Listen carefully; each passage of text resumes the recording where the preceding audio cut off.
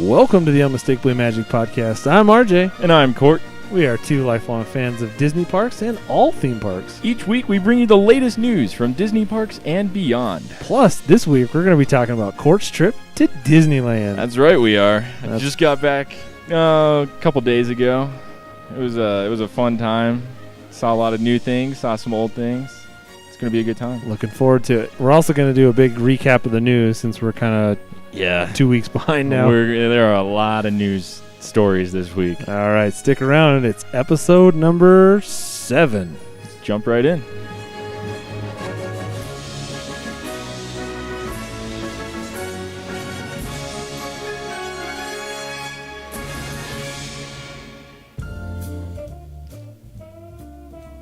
Well, kicking off the news this week, we're headed over to Japan.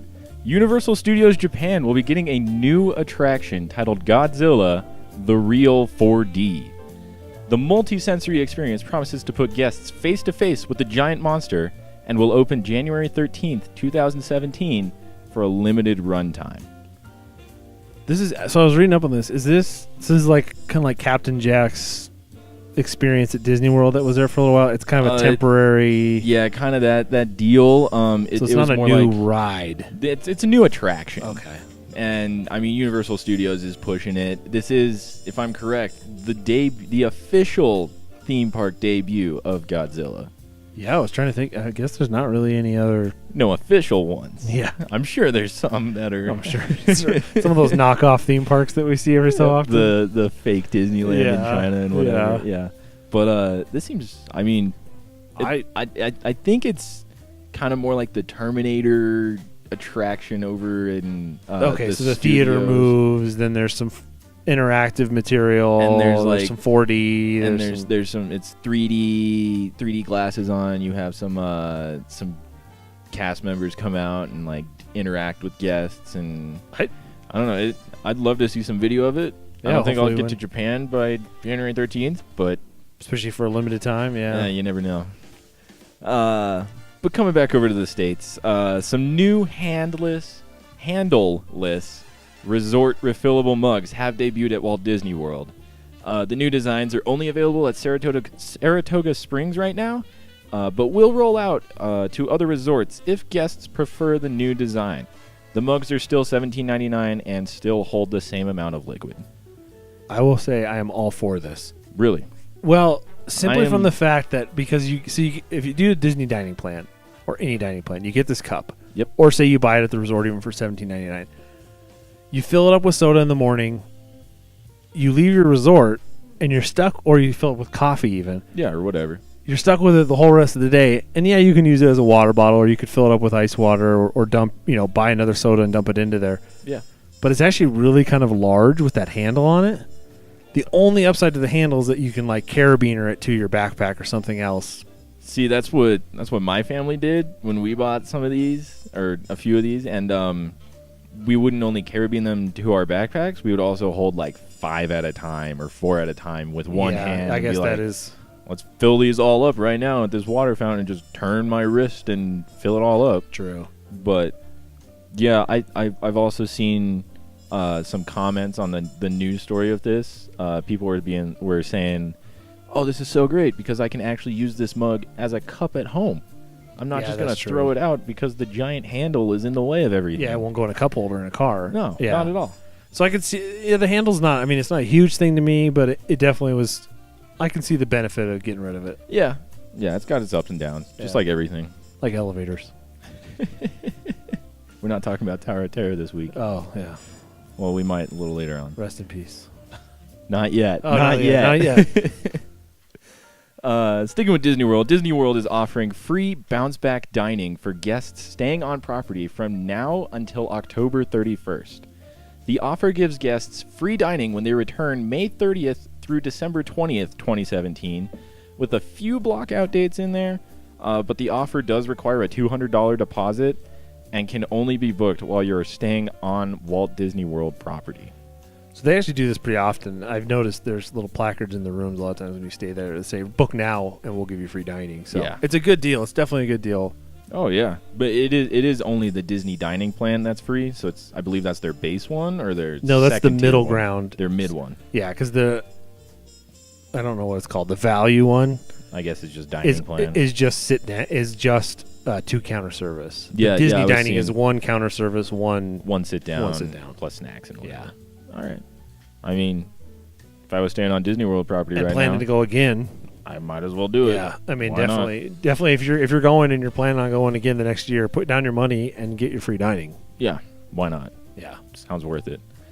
Over at Typhoon Lagoon at Disney World, we don't talk about this a whole lot because not a lot of news drops very often. But True. A new water raft ride will be opening up there in 2017. The new ride will be called Miss Fortune Falls.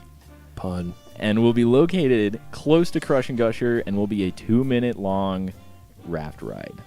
Wow. I mean, it's interesting to see. I wonder how much of this is pressure from Universal and Volcano Bay. I guarantee you 100% of it is Volcano Bay. Is them going, okay, we got Volcano Bay coming, we better step up our water parks. Because as soon as Volcano Bay was announced, like the next week, Disney came out and said, hey, we're putting a new ride, or they filed permits to build over at Typhoon Lagoon. So they were, yeah. And they're like, well, I mean, I wonder how long this has been in the works, how long they've been planning it. Yeah, I've always wondered if they have some of these plans kind of tabletopped, you know? Yeah, and they it's haven't thought out, but they're like, when the time is right or when the budgets are right, Yeah. we'll do it. And so... Yeah. Oh, obviously the budget or timing is both, right. Yeah. Volcano Bay. Bring it. Yeah. Moving over to Disneyland, the original World of Color and Fantasy in the Sky will both be returning to Disneyland in September. World of Color Celebrate and the Paint the Night Parade will both end on September 5th, with the rest of the Disneyland Resort Diamond Celebration. And the most recent version of World of Color will return on September 6th, and Fantasy in the Sky will return September 9th. However, Paint the Night Parade will return for holiday seasons. Interesting.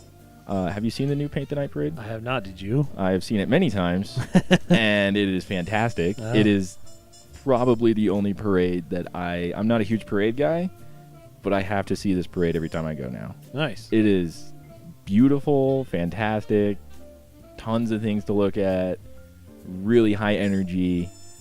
I will definitely be talking about it later on in this episode. I was about to ask, yeah. And their fireworks is superb. The whole 60th celebration was just great. I'm excited to hear about it. It's a good time. Moving over to Universal's Islands of Adventure, a roller coaster opened up again. Reopened. Was it the Hulk? It was the Hulk. Oh, nice. Wow. Yeah, Hulk opened up with new effects, an entirely new track, but it does have the same layout, so all the track is brand new. The layout's the same. A new queue has opened up with it as well. New trains that have some pretty sleek LEDs on the front, and some soundtrack built into the trains, and it provides a quieter, smoother ride. Good. Which their main goal with this was a smoother ride. Yeah. It's still not the smoothest coaster from what I've heard, but it's much better than what it used to be. That's good. That's really good. It is. It looks awesome, though. It's been a really cool. Oh, yeah. Yeah. It is a fun ride if you haven't ridden it. And I believe they now have the bigger seats up front as well. I think they have the extended seats. Yeah, the extended seats. I believe every other row now, not just the two middle ones. That's good. Which is always appreciated. Yeah. Oh, man, this one's a big one right here. A new Star Wars Rebels interactive experience is coming to both Disneyland and Walt Disney World. The experience begins in guests' rooms and takes them to Star Tours. The adventures continue to aid in the rebellion. The experience does cost $499.99 and requires park tickets and an Android or iOS device with internet access. But Rebels do receive a ton of stuff. They get an Empire door banner, 4 Empire recruitment posters, an Imperial security satchel, and Imperial rank bar, a Rebel utility blanket, a Medal of Bravery with box and fabric wrap, a set of Rebel diversion tattoos, a Rebel data card lanyard, a holocron, a Wayfinder set and mission briefing, an Imperial security cap, Kanan's lightsaber, and a Star Wars Rebels journal. The experience begins August 15th. The Disney Parks blog has all the details you could ever want on this thing. This sounds pretty incredible. It is a really cool experience. I think the reason it costs $500 is because it's such a... It gives you so much more than I think you would normally get just doing this kind of on your own. Yeah, and I wonder too, maybe the $500 is to keep it at a price point to keep it somewhat exclusive. Not totally exclusive. No, but still not available to everybody that walks in there, because I am sure everybody would want to do this thing. I'm sure even at $500, a lot of people are still going to do it. Oh yeah, I want to do this thing. I wouldn't pay $500 for it personally, just because I'm a broke college kid, but but the entire experience sounds really cool, and really I think would be awesome if Disney just kind of rolled it out secretly and just let people discover it and be like, oh, I can join the rebellion for $500. Well, not even that. Just be like, I can join the rebellion for free and ride Star Tours and have Kanan assist me. Some new Disney World meet and greet opportunities are available for Memory Maker package guests. When you purchase a Memory Maker package for $149, you will not only get all of the PhotoPass perks, but you will also now be able to receive a private Disney character experience with a Disney princess at the Heritage House in Magic Kingdom. This limited time opportunity will only be available from 11 a.m. to 5:40 p.m. August 7th to August 31st. Oh. It's basically just a meet and greet. Just an extra meet and greet. That's with no line. It's kind of nice. It's a nice perk for the Memory Maker package. Oh yeah, yeah. 4 new locations have been added to the Tables in Wonderland discount program: the Jungle Skipper Canteen, Tiffin's Restaurant, Nomad Lounge, and Jock Lindsay's Hangar Bar have all been added. Tables in Wonderland gives cardholders 20% off at all participating restaurants and is available for $175 to Florida residents and $150 for annual/seasonal pass holders. Good. Yep. Yeah. Yeah. It's always appreciated. I actually haven't heard of Tables in Wonderland until I found this news story. Really, I have, just from doing the dining plan. They always ask you if you have Tables in Wonderland or the dining plan. Oh, okay. But 20% off is pretty good. I mean, obviously you have to make it worth the $150, $175, so you'd have to kind of divide that out per meal, and which you only need one person to have the Tables in Wonderland card for that party. I believe for the party it might have a limit of like per bill, maybe people. even too. Then, so if you're splitting the bill, yeah, good luck. Not a bad deal, especially for Florida residents. If you're going there, you're local, you like to go and try these restaurants. Good opportunity to get 20% off. Yeah, 100%. I mean, I wonder if this is in addition to your annual pass holder discount. Yeah, I don't know. Could you get like 40% off? I doubt it. I doubt that. That'd be sweet. Walking around Epcot getting 40% off of everything. Man, could you imagine? Disney has announced some big savings on hotels this holiday season. For guests going to Disney World this holiday season, be sure to book between August 8th and October 8th, 2016, in order to receive 10 to 20% off of select hotels for most days between November 6th through December 23rd. Check out the Disney Parks blog for a full details list. It's usually a busy time for them, so I'm surprised to see this. But well, the busiest time, which I've been during the busiest time, is the week between Christmas and New Year's. Yeah. It's fun. I wouldn't suggest going then. But this is just before that. All so right. I think they're trying to draw a few more people beforehand and then incentivize it a little bit to come then instead of that week, and probably yeah. Extra time. Yeah. Oh yeah. Spend more time there. Why not? It's the goal, right? Yeah. If I could spend more time there, I'd spend more time there. NBC Universal has acquired broadcast rights to all of J.K. Rowling's Wizarding World.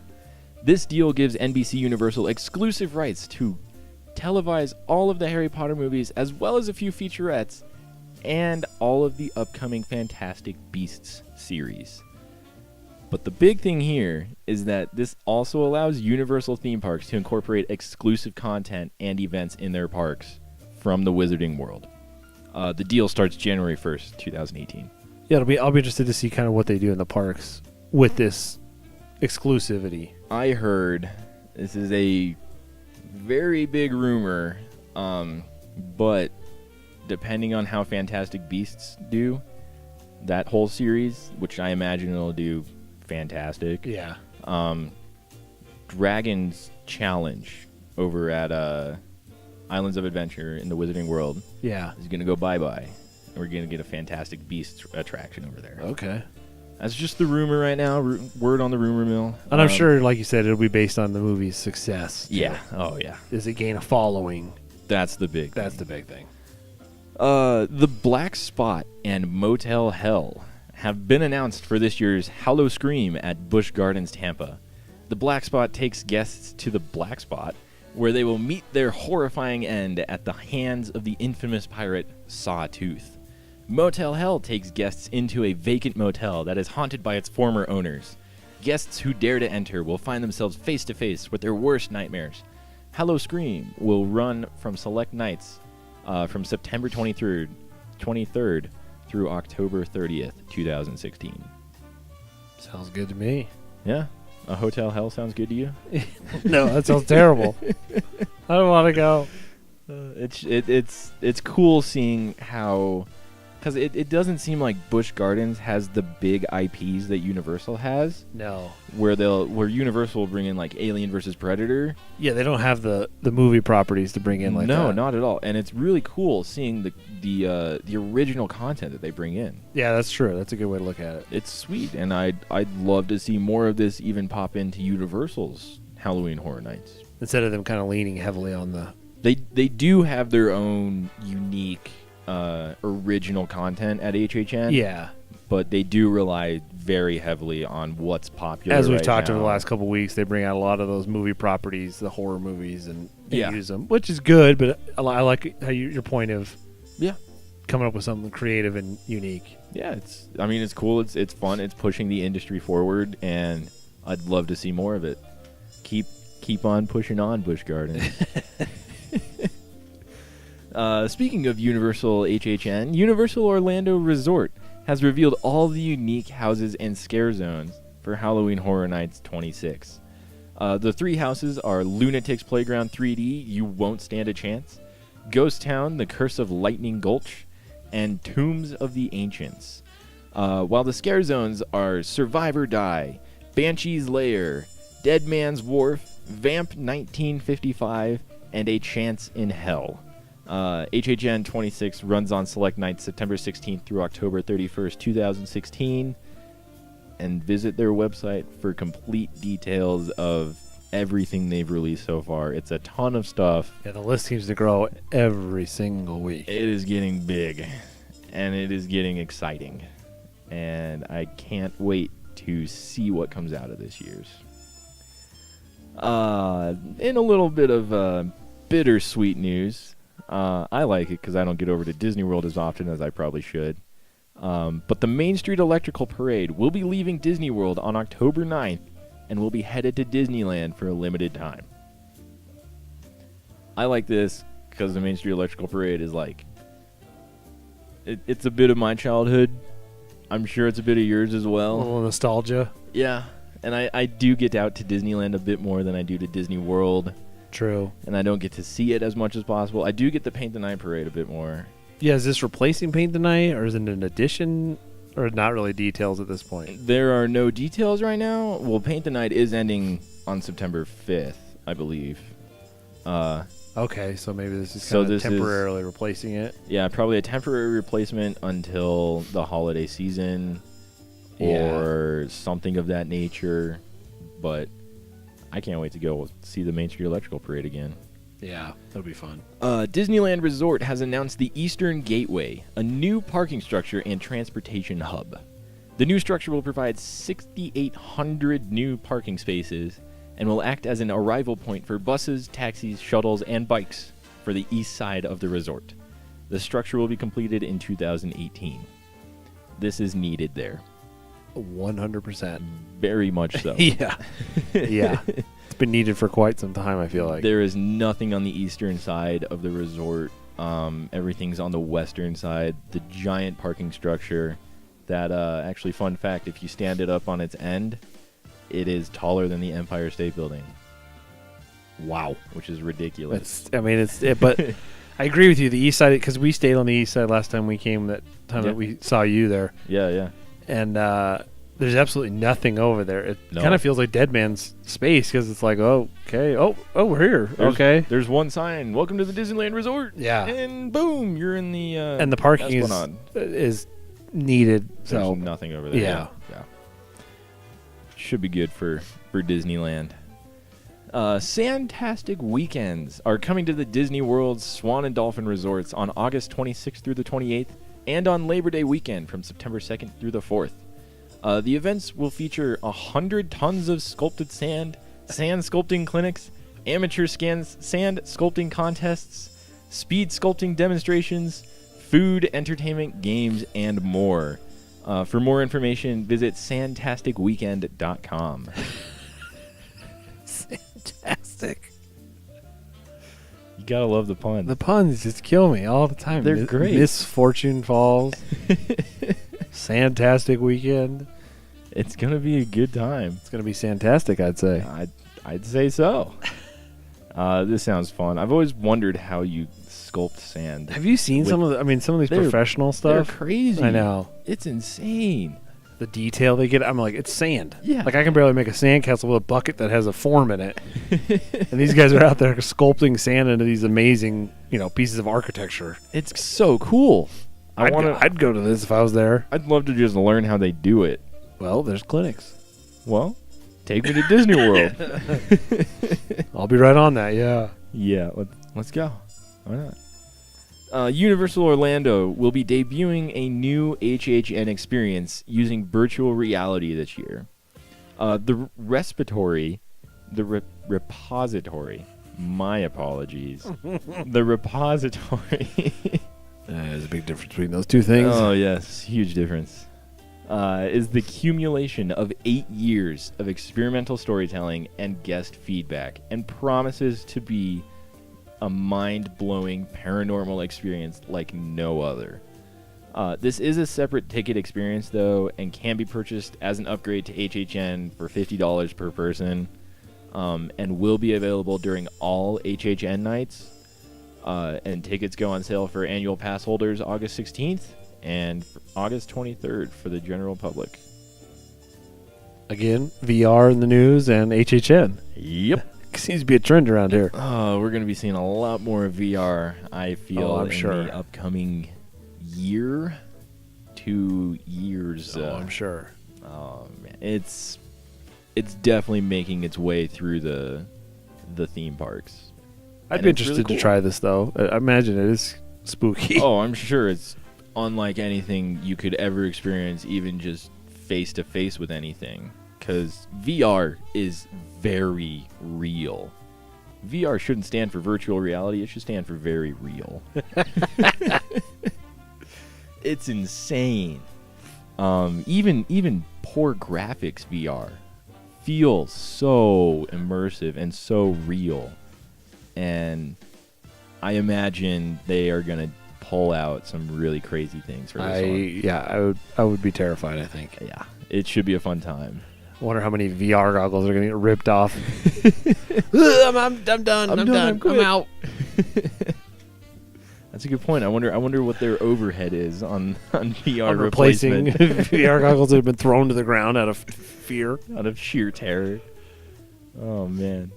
From now until September 30th, 2016, annual pass holders to Disney World will be able to purchase special discounted one-day park hopper tickets for up to 6 friends or family members for $79 per ticket. A normal one-day park hopper ticket can cost as much as as $160. I was about to say, even just a normal one-day ticket, not even a park hopper. It's like $109. It's $109 now or something like that. To Magic Kingdom, yeah. Yeah. So at $79 as a deal, and you get the park hopper. Regardless of what you're doing. Yeah. So, I mean, if I knew anybody who was an AP over at Disney World and I was in Florida for like a day, I'd be calling them up going, hey. I'd be like, hey. I need a ticket. I'll give you $80. Give me a ticket. So I'll give you $100. I'll still save some money. Yeah. Oh, yeah. But yeah, I mean, that's a pretty good deal. I think it's a brilliant move on Disney's part. It encourages them to bring friends in. Annual pass holders don't spend quite as much money as like people who only go to the parks once or twice a year. So I'm sure this is a way to incentivize that. Yeah. But I think it's smart. It is. It's really smart. I think I would love to see this over at Disneyland, mostly because I'm tired of paying a lot to go to those parks. Yeah. But I think it's still brilliant and really well done. Yeah, absolutely. Well, that just about does it for the news this week. Let's talk Disneyland. All right, let's talk Disneyland. Stick around. We'll be right back. Yeah.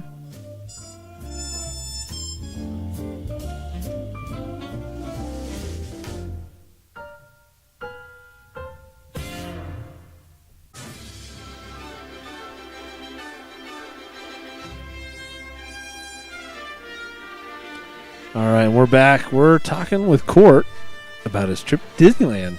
Yeah. So I just got back a bit ago from Disneyland. We were only there one day.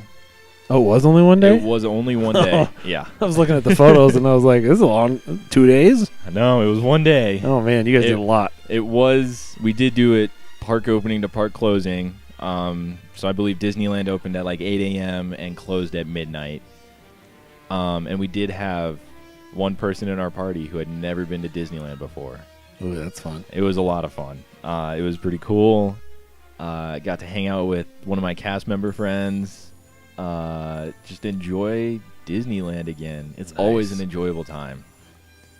But yeah, I mean, we were only there one day. So we did have park hopper tickets, which park hopping at Disneyland is a must for me. It is way better than park hopping at Disney World. Plus, it's super easy.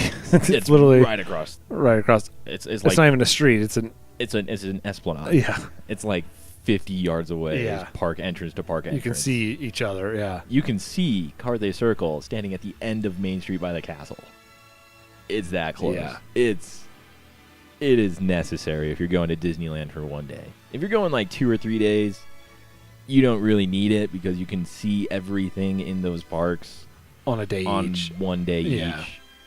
But since we were only there one day, we had park hoppers, and I think we saw just about everything major that you need to show someone who's there their first time. That's awesome.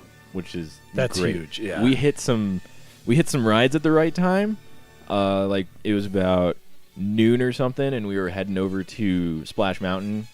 But my friend saw that on the app that Splash Mountain was down, so we walked over and we rode like I forget what it was. I think we got in line for Big Thunder or something. Okay. And then by the time we got off of Big Thunder, Splash Mountain had just reopened. So there wasn't much of a line. So it was a 5-minute wait. Yeah.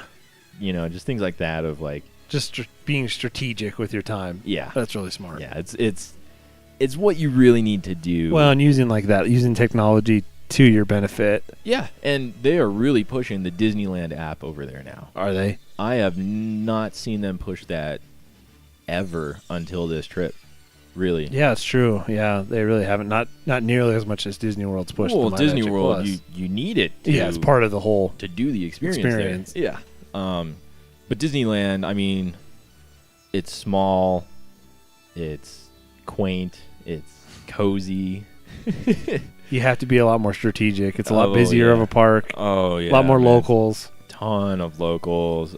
It wasn't super crowded this time though. I was expecting it to be ridiculously crowded. What day of the week was it? It was a Friday. That is surprising then. Yeah. Normally the kind of the 3-day weekend crowd kind of comes into town. Yeah. No, we didn't wait more than I think it was about half an hour for any ride.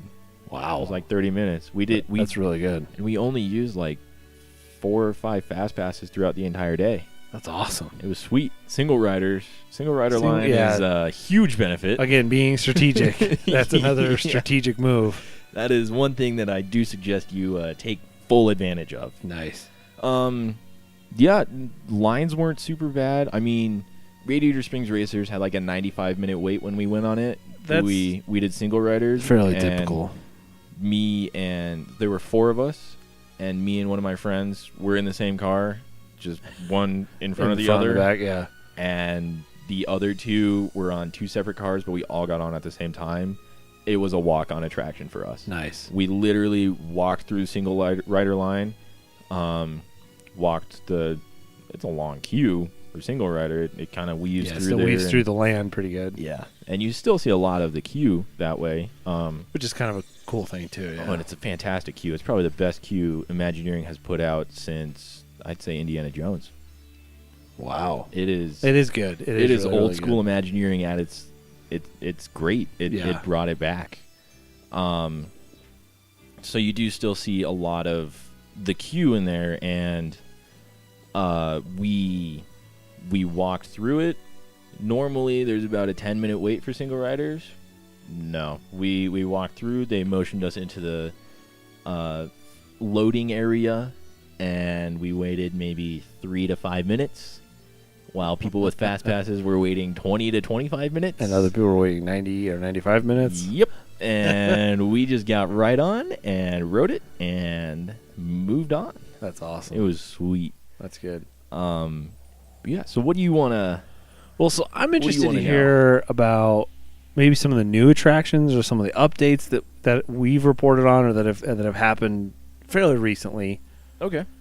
So, are you talking like Luigi's flying tires going away? Being replaced by and like Soarin' being redone. Oh, I'm talking about Soarin'. Soarin' is a huge topic in itself. All right. Well, let's start with Luigi's flying tires replacement. What's there now? I believe it's Luigi's Rollickin' Roadsters, if I remember correctly. Okay. I'm probably wrong on that, but it's a trackless attraction. Okay. Luigi has invited all of his cousins, a lot of his family into Radiator Springs for a party. Okay. And so you and typically one other guest, sometimes 2 if one of your guests is small. So not me and you? I mean, we would comfortably fit in one. But we're not fitting another person? No, we're not. We're not doing a repeat of Haunted Mansion that one time. When you, Ty, and I... Hey, it was nice and cozy. For you two, it wasn't so cozy for me being squished in the middle. But, So is it a set, like a dance number? Is that kind of my understanding of it? Yeah, so every car has its own unique personality. And so with that, every car has its own unique dance. And there are, I believe, 6 different dances overall that every car participates in. And then there's like 20, I think 15 or 20 cars who have a different dance for each overall dance. Oh. So there is just an insane amount of combinations, different rides that you could have in this attraction. And so it's a trackless ride. It's basically just all these cars lined up on what is essentially just a concrete slab. Okay. With some tires around it and some good theming, but when it boils down to the bare basics, it is a bunch of cars sitting on a concrete slab with people sitting in those cars, and you're spinning around, coming pretty close to other cars. I thought there were going to be a few accidents. They have not had any accidents since they opened this up, which is pretty impressive. That is pretty impressive. Considering how close a lot of these... you said, all the different combinations. And oh, yeah. Yeah, it is really cool. Not the most thrilling ride. Not the most boring ride. It's probably... It's a bit higher thrill than what the tires used to be. So do you have control, or is this No. This is just you're sitting in a car and it's doing its thing? No, you're sitting in a car. It's doing its thing. Whenever it passes by another car, it kind of honks at it and says something to it. And every car has its own unique characteristic and it's kind of fun. features and personality. And better, in your opinion, better than Flying Tires or? Okay, I really liked Flying Tires. I was one of the few who actually enjoyed it and would wait in like a 45-minute line for it. But you also understood how to use it. I understood, yeah. That's the big. Yeah, that was the big thing. issue with that ride. That is true. I knew how to use it. I remember I would watch old Disneyland videos and see the flying saucers and think, wow, that's really cool. It doesn't look like they executed it really well. So when I heard that they were bringing the same concept over there in an updated form, I was excited for Flying Tires. I remember the first time that I rode it, I waited 65 minutes in line for it. Probably wouldn't do that again, but I would have waited probably about 40 to 45 minutes for that attraction. But I think this one is comparable to it. Okay, well that's good. That's not a downgrade or. It's definitely not a downgrade. To me, it's not in the upward direction enough. But it's still good. It's definitely fun for kids. Yeah, I can see that. Fun for kids at heart.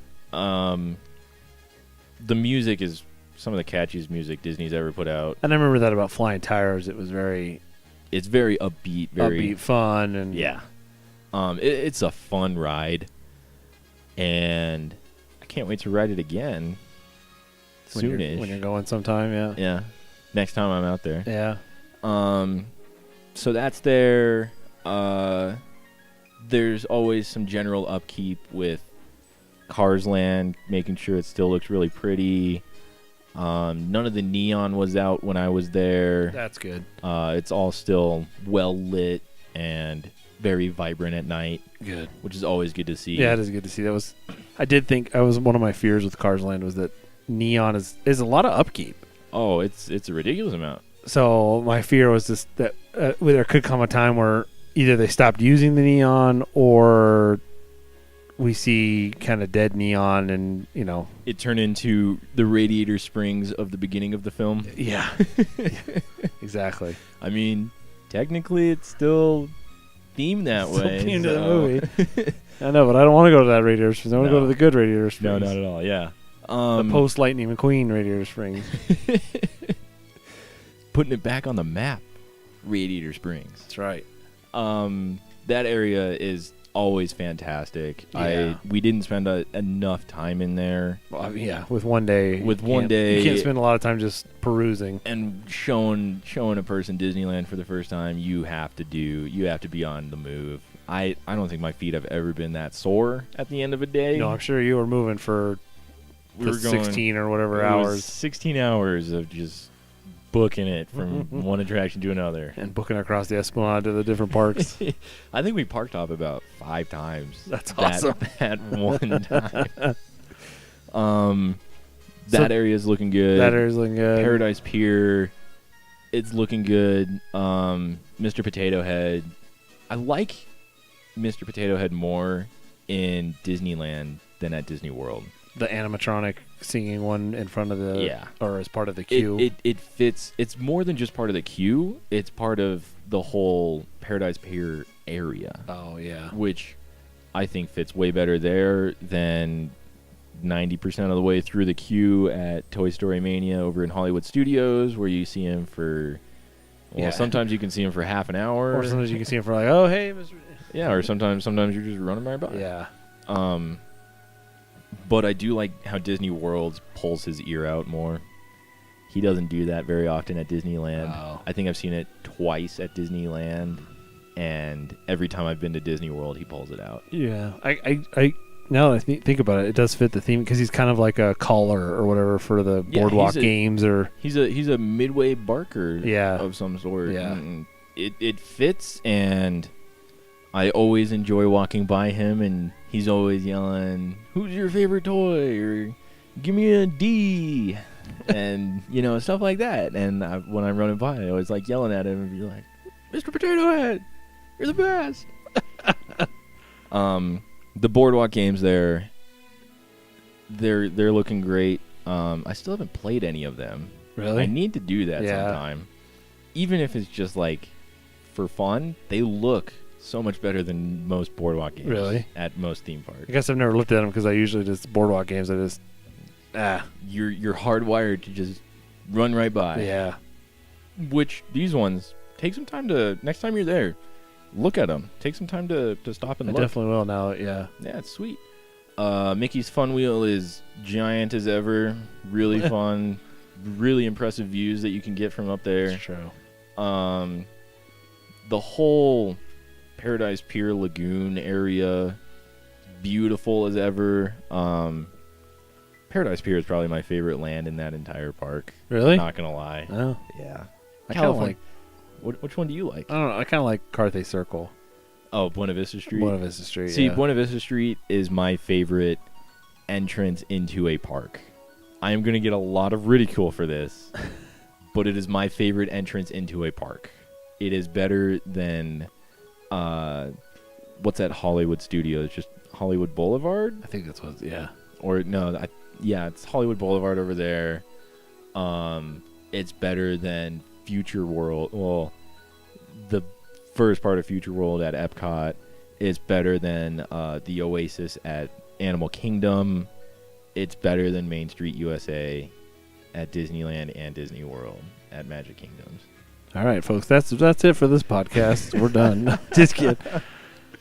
It's so inviting and welcoming and different. You don't want the neon back of the California Adventure of old? I do miss the old school California letters out front of California Adventure. Yeah. I miss that entrance. Go to the state fair. Go to the California State Fair. You can still see them. Up in Sacramento. Yeah, they're permanent there. I need to get up there. As much as I miss that, I do love Buena Vista Street. It is a good, yeah. The airy music there is just some of the best airy music, I think, in any theme park. Were honestly. the Streetmosphere performers out? Yeah. Oh, they are out. They have been out a lot that day. They were pretty much every time we were walking through or by Carthay Circle or even over back towards Tower of Terror, someone was out doing, whether it was, I think there was a Newsboy or the Newsies, or I don't know the official title, but the 1920s kind of the band that drives around and that with drives the girl, around in the yeah. buggy and I think they have a name, but I don't know. Yeah, I don't know the name of it. One of them was always out there, entertaining. I really enjoy it. Yeah, that's kind of part of the atmosphere, and it's fun to see them. Oh yeah, So, pretty good much to hear they're out. Pretty much all the California Adventure is looking as great as ever. Well, better than when it first opened. So speaking of California Adventure, obviously probably the biggest new attraction. I wouldn't say new. It was a new attraction. I'd say updated attraction. Updated attraction is Soarin' around the world. Because it was Soarin' over California. Yes, and it always has a tagline after it at California Adventure. It doesn't have one at Epcot. Yeah, Epcot, it's Soarin'. always known as. It has always been known as Soarin'. I think now it's Soarin' around the world just for a little bit. I'm sure it'll go back to Soarin' on park maps. But here, this was the first Soarin' over California was here. It was an opening day attraction. And now it's updated to Soarin' around the world. And it is way better than Soarin' over California. The music sounds Soarin' over California-y. It has some undertones of the original score. It is a completely new score, though. Does the score kind of change with the different lands you're over? Yeah. Okay, yeah. that's what watching some videos or listening. Yeah, it is. And the score is so much better than Soarin' over California. Wow. I enjoyed it a lot more. There are many more smells in this one. That's fun. There is some more CG in there. In fact, one entire scene is CG, and you can tell it's CG, but it's not bad CG. Okay. It's not like the glider, the hang glider in the original one, where you're like, that's added in. yeah, yeah. It's not like that. It's that wasn't there originally. It's not like it takes away from the experience. It just adds to it. Okay. And it is done in a very effective manner. And that attraction has now become one of my top attractions at Disneyland again. Wow. Awesome. It is so much better than Soarin' Over California. And I'm sure you will enjoy it next time. Yeah, I love Soarin', so I'm excited. I'm super excited either at Epcot or... Oh, I can't wait to hear what you think of this ride. Yeah, I'm stoked for when I get to go again. It is way better. Can't recommend it enough to people. There was a long line throughout the day, but we came in at about, I think it was like 5, and there was like a 75-minute wait, and we're like, we'll get a fast pass. Fast passes were for $7.15 or something like that. Wow, that's not bad. It's only, yeah. No, it was, so we got that, and then we went off and rode some other things and came back. Awesome. But that whole area, actually, Grizzly Airfield. Because it was Condor Flats. It was Condor Flats. Now it's Grizzly Airfield. It's great. That is probably, it's that airy music over there too. Some of the best airy music in any theme park. Nice. It is very peaceful over there. Very serene. Very mountain feeling. Which I'm not a big fan of because we live right next to mountains and we get that a lot. And it's always a little cheesy. It's like that's not really what the mountains are like. But okay, yeah. This is like an idealized version of the mountains, which I like that more than going to the mountains personally. Mostly because it means I'm at Disneyland. But that is probably my second favorite land in California Adventure. Nice. Second or third. It's close between that and Buena Vista Street. Did you get a chance to check out any of the new show, Frozen? I did not. Okay. Again, we were there with someone who hadn't been to Disneyland before, any Disney park before. So other things took priority. So a lot of other things took priority. We did not have the time to sit down for 45 minutes and hear Anna and Elsa Let It Go sing and Olaf sing. Was there a nighttime? Because the Mad Tea part or the... Yeah, no. So there was some nighttime experience. We didn't get a chance to experience it because we were at Disneyland catching... Oh, what were we doing at that time? Probably Indiana Jones, Hyperspace Mountain, some parade of some kind, some fireworks display. That was no big deal. But no, I mean... It was a they still have some of the stuff from the Mad Tea Party that over there. Okay. They still have one stage over there. They still have like that bar that's only open during that time, and it's still a pretty bumpin' party. I know they still bring in some DJs to, lighten the mood a bit. Still not as good as electronica. Nope. Probably will never be as good as electronica. Nope. Hashtag bring electronica back. Hashtag.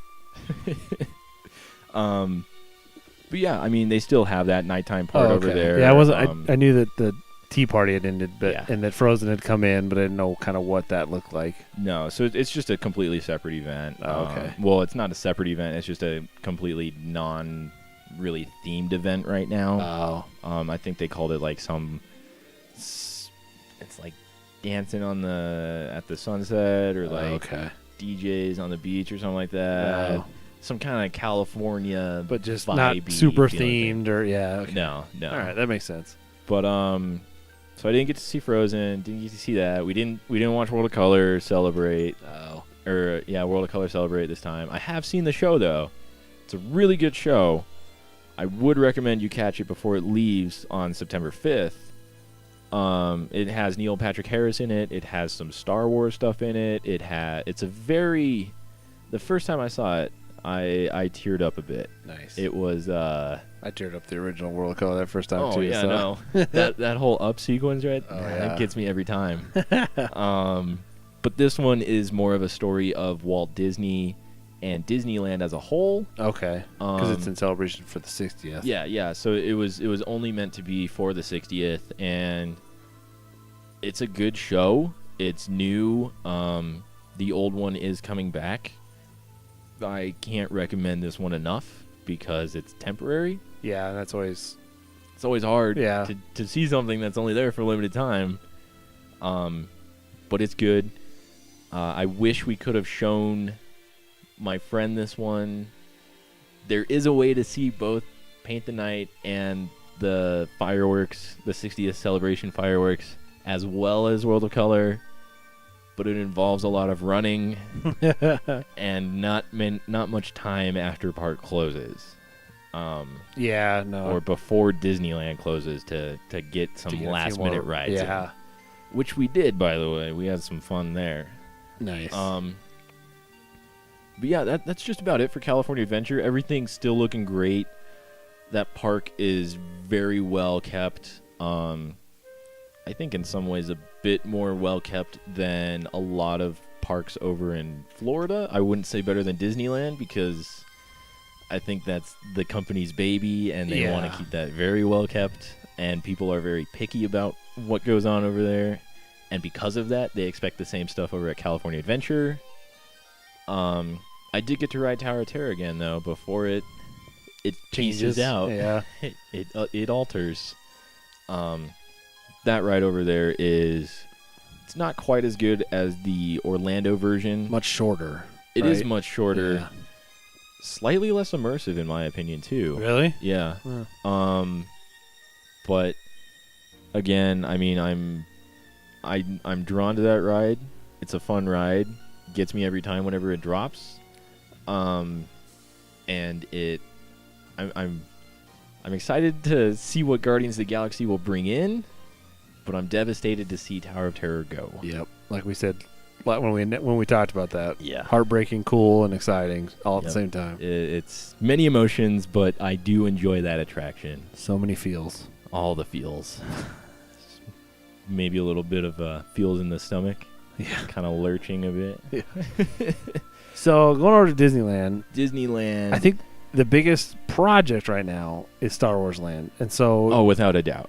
You actually got a kind of a cool perspective on it by going up to the parking garage. Is that where I was looking at the pictures? Yeah, so whenever you go to Disneyland, if you're not walking onto property or staying on property, you have to, if you're coming in from the 5 freeway, you have to park in a parking garage.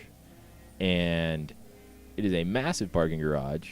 Like we absolutely said earlier. Yeah, like we said earlier. Bigger than the Empire State Building. And we got there early enough. They the way that they fill the parking garage is from the top down. So we got there early enough where we were at the top, and then we got to walk over, and where you walk over, Star Wars Land is right on the other side of the street. Okay. And Star Wars Land right now isn't a whole lot, but you really get a sense of how big it is. Yeah, the pictures you took from that rooftop were, I mean, it's insane to see how much land that 14 acres really is. To see it in perspective. They are using all of this 14 acres. Yeah. And I even saw that they're not using, there's still, I think, 3 to 5 acres that Disney can use for future expansion over there. Wow. But right now it is just a bunch of dirt, some dirt piles. They do have a few structures going up. They did create since they did take out so much backstage, and cast member parking is back there. Oh. My friend actually, he was telling me, he was like, yeah, you see that line of green barricades in the middle? I drive through that every day to park before I head into work. Nice. So I might get a few little extra perspectives, maybe a little later on down the road. When they start building some structures, and might get some inside the land pictures every now and then from him. Which if I do, I will definitely share those. If you're allowed to, yeah. We'll see. But Star Wars Land is absolutely mind-blowingly massive. Yeah. It is, I think we said this earlier, but if you take the length of Star Wars Land and you like measure it out on like Google Maps and then take that same measurement and put it at the far end of Tomorrowland, it stretches all the way past the castle into Adventureland. Wow. It is twice the size of any land that is there. This thing is huge, and we are very excited for it. Yep. As our last episode reflects. Since we talked for over an hour about it. Just about Star Wars Land. We don't Land. even know that much about it. Yeah, we're just going off concept art articles. Speaking of concept art, there was one piece of concept art on the construction wall over behind Big Thunder Mountain Railroad, and it shows the Rivers of America meeting Star Wars Land right there. It shows the train right there. It shows pretty much the entire layout of Star Wars Land from an aerial view. And this thing has a lot in it. It also has a lot of empty space, which I'm excited for at Disneyland. Yeah. Because not many things have empty space over there. No. I'm excited to get lost in this massive land. Nice. And seeing it from atop a parking structure being built just excited me more. Awesome. But going into Disneyland, the 60th celebration was still going on when I was there. Oh, yeah. It's not going to be going on for much longer. It ends September 5th. And everything... I was there for the kickoff of the 60th for the 24-hour day. That's right. It was a lot of fun. There for the end almost. Yeah. It was pretty interesting seeing the start of it and what is essentially the end of it. Not a whole lot of exclusive merchandise was still available. I know there were some popcorn buckets every now and then that would pop up, and people would pounce on them and wait in 30-minute long lines for them. Didn't see a whole lot of that. There was still plenty of 60th exclusive merchandise. Okay. Loads of pins, tons of shirts, tons of hats, a lot of accessories like that, a lot of clothing, a lot of mugs, a lot of, your basic stuff of, oh, this is it. Nothing super exclusive that was worth waiting in a long line for, though. Yeah. The decorations were still looking great. Very minimal, but very effective at the same time. Okay. And the castle's still done in its facade. Yeah, the castle still has diamonds all over it, diamond spires. It does have a big 60th or a 60 kind of button essentially on it, right above the doorway. Archway. Yeah. Okay. Yeah. Still really beautiful, really cool, really, really awesome at night. I bet. It's really cool at night. All of Disneyland is really cool at night. I think theme parks in general are really cool at night. But the 60th is still very prominent, still very, very fun, very cool, very there. Awesome. There was another kind of overlay happening while I was there too. Over in Tomorrowland. That's right. There was Season of the Force was going on. And this thing was really, really cool. Really? Really. It got me so the intention of it was to kind of promote Episode 7, promote The Force Awakens, and get people excited for Star Wars again. Okay. It succeeded in that, and it is still going on. I've heard it's still going to be going on until Star Wars Land opens up. Okay. That's just the rumor mill. That's kind of a preview or, a taste of Star Wars until there's more. Yes. So basically all of Tomorrowland is now Star Wars, and I'm okay with that. Star Tours has Jakku on it, so every Star Tours ride you will be going to Jakku and aiding in the fight against the First Order. You do get a little bit of an interaction with Finn, or I guess FN 2187 at that point. You do get to see the Millennium Falcon do some pretty cool maneuvering. You fly in and out of Imperial starships, or Imperial Star Destroyers, and you get to blow up a First Order TIE fighter. Nice. It is. I think that one scene, however, does feel a bit more jarring than the other scenes. I can imagine trying to fly through those. Oh yeah, the Star Destroyer but wreckage. It's not just like, because I mean, when they did the update to The Adventures Continue, they kind of mellowed out the whole simulator part of it and really emphasized the 3D, the visual aspects, yeah, and the 3D kind of allowed them to reduce how much they needed to move the simulator, right? Well, it didn't feel like they reduced the simulator as much on this one. So they kind of brought it back up. Yeah, it definitely felt like they were amping it up a bit on this one, which was okay. I enjoyed it. Some other people didn't enjoy it too much as they were commenting on it, and how rough it was. Yeah, one guy even sat down for a bit when we got off and took a break.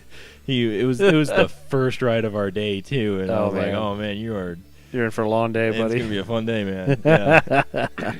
Yeah. So that's there. In the Magic Eye Theater, right under Space Mountain, there is Star Wars: Path of the Jedi, which is essentially a 15-minute long advertisement for the entire Star Wars saga, with more wipe cuts than Episode 2. So many wipes. There are a lot of wipe cuts in that one. It's not in 3D. There are still some in-theater effects. Not as many as I would like to see. There were no water effects in it, even though there were plenty of spots where water effects could have been used. Oh, that's too bad. The theater floor didn't move a whole lot, which was one of my favorite parts in Captain EO. Hashtag bring Captain EO back. Hashtag. Honestly, it kind of felt like I could have made this entire movie or this entire trailer, like cutting down parts of your DVD copies or whatever. I felt like I could have done it like that, or in like Windows Movie Maker. Oh, that's too bad. It was cool. It put a smile on my face, but it didn't feel very. Yeah, kind of a missed opportunity. It sounds like, because that theater's wired, like you said, for water, for movement, for air, for lights, for some really cool effects you can do in there, and they didn't take full advantage of it. That's too bad. Which is a little unfortunate, but still cool to see Star Wars on a giant screen. In a theme park. Yeah, it was sweet. And then they had Star Wars music playing instead of the Tomorrowland area music. It was just Star Wars music nonstop. And in Innoventions, in the old Innoventions building on the bottom floor, they had the launch bay, which put a huge smile on my face. It basically felt like you were walking into a Star Wars movie. When you first enter, there are lights ahead, above you, kind of in a dome, like a kind of a cylindrical, kind of half cylindrical shape to make you feel like you're getting out of hyperspace. There's the text crawl that you see at the beginning of every movie on the floor, and there's movie props everywhere. That's cool. I don't think any of them were screen used, but they were still screen authentic. Okay. Again, this was in preparation for Episode 7, so it has like Rey's costume there, and it says Hero's costume. Oh, okay. It has Luke's lightsaber, and it says Hero's lightsaber. It does have Captain Phasma's armor there, and it does say Captain Phasma's armor, and it has little descriptions of everything. It has things from Episode 7, things from episodes 4, 5, and 6, and one little case from episode 1, 2, and 3. Wow. Even though it's really just 2 and 3, and arguably just 3. Which I think's unfortunate because I'm gonna lose a lot of fans here, but I grew up with episodes 1, 2, and 3, and so that's the Star Wars that I know, and so I kind of want to see a bit more of that. I think the Clone Wars era is very explorable, and we don't see enough of it, but I understand everything, all the arguments against it, and I fully agree with all the arguments against them. But I would have liked to see a bit more than just one little case with 3 ships in it. Did this get you pretty pumped for Star Wars Land? The entirety got me very amped up for Star Wars Land. Felt like a little preview of things to come. If this is a preview of Star Wars Land is going to be jam-packed all the time. I'm sure it will be. It is going to be fantastic, especially with the headline attraction in Tomorrowland being changed over to Hyperspace Mountain. Yeah.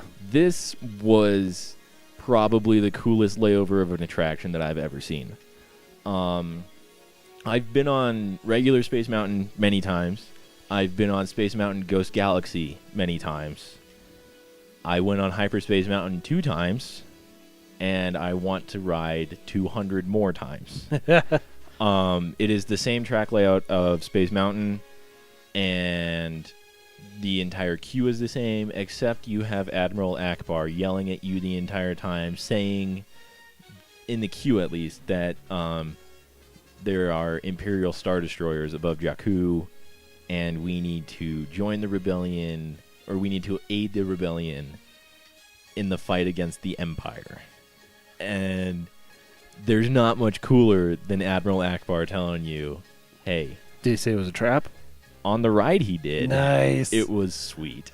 It's a trap. It's a trap. So then you get on the ride, you board your rocket, which turned into an X-Wing, and when you go up that first lift hill, you round your first corner, you go up the first lift hill, and Star Wars, like the main theme, just happens and blasts, and nice. Star Wars music is going on throughout the entire ride. Rogue or squadron leaders are yelling at you. You come face to face with many TIE fighters, many Star Destroyers. Admiral Akbar is telling you to keep it up or give it all you got, and yelling at you that it's a trap, and some really cool projection effects, some really cool lighting effects. Audio was on point. Everything was synced up super well. It felt like you were in a battle against the Empire in an X-Wing. It was sweet. That's cool, considering it's just a roller coaster in the dark. In the dark, but that they could make it feel that real. It was amazing. Definitely need to experience that. That had a lengthy wait, pretty much the entire time. Which Space Mountain normally does anyway, so I can only imagine. We got there, and we ran to it, and it was closed first thing, so we went on Star Tours. After we got on Star Tours, we went back over, and Space Mountain was up. We waited 30 minutes for it, about 20 minutes after park opened. Wow. Which was unreal. Yeah. But everything else over in Tomorrowland is still the same. So Buzz Lightyear is the same. Finding Nemo is the same. The Tomorrowland side of the Matterhorn is the same. Speaking of the Matterhorn, though, the new effects on the Matterhorn that they added for the 60th are amazing. They're still functioning as they should, at least from the time that I wrote it on 24-hour day for the kickoff to now. They're the same. That's a good. Which is a good sign. And they're really cool. Some sweet updated effects, some really cool projection effects, updated Yetis, audio animatronics. Nice. Worth the neck-jarring ride. Still pretty neck-jarring. It is very rough. All right. But what do you expect from the world's first steel coaster? Yeah, it's true. What else do you want to know about Disneyland? I mean, everything else is still pretty much the same. Very clean, very fresh, very good. No, that's all. Yeah, I was just excited to hear about all this new stuff, and it sounds like you had a lot of fun. Oh, it was a great time. And the Paint the Night parade is probably the only parade. Like I said earlier, it is the one parade that I have to see every time. Nice. And definitely see it. Definitely check it out. And right after the Paint the Night parade, there's the Disneyland fireworks, which are some of the coolest fireworks that I've seen. I know when they debuted, they used, I think they were the first park in Disney history to really use projections on Main Street USA. So they use projectors in combination with fireworks, and it's projections on the castle as well as on the buildings of Main Street USA, because that castle is kind of small, so you got to use what you have, and Main Street USA is what they have, and all the projections are all the same on Main Street USA as they are on the castle. That's cool. And the fireworks are beautiful as ever. Great way to end the night. Great way to really tell a story about Disney himself, which is what these fireworks do. That's cool. Check them out before they leave on September 5th. Yeah. Definitely worth it. Definitely worth we didn't wait very long for them because we kind of snuck in behind some people that we didn't really know, and they were like, we became really good friends with them though. But I would say definitely wait the half hour to 45 minutes beforehand to get a good spot. Yeah. If you can get anywhere kind of in the middle of Main Street USA, that's a good spot. But yeah, Disneyland's looking great as ever. California Adventure's looking great as ever. And I can't wait to go back. Sounds good. Yeah. Anything else? Not that I can think of. Anything else you want to know? No, I think you told me more than I even thought to ask. So that's awesome. It's always fun coming back from Disneyland. Oh, I know. It's so exciting. Always have the Disney blues, but I know. Can't wait to come back. I get it. Well, thank you for listening to episode number 7 of the Unmistakably Magic Podcast.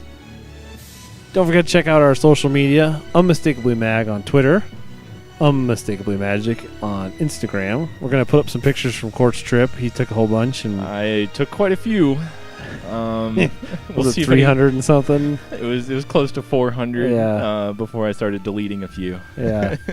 Facebook.com/Unmistakably Magic.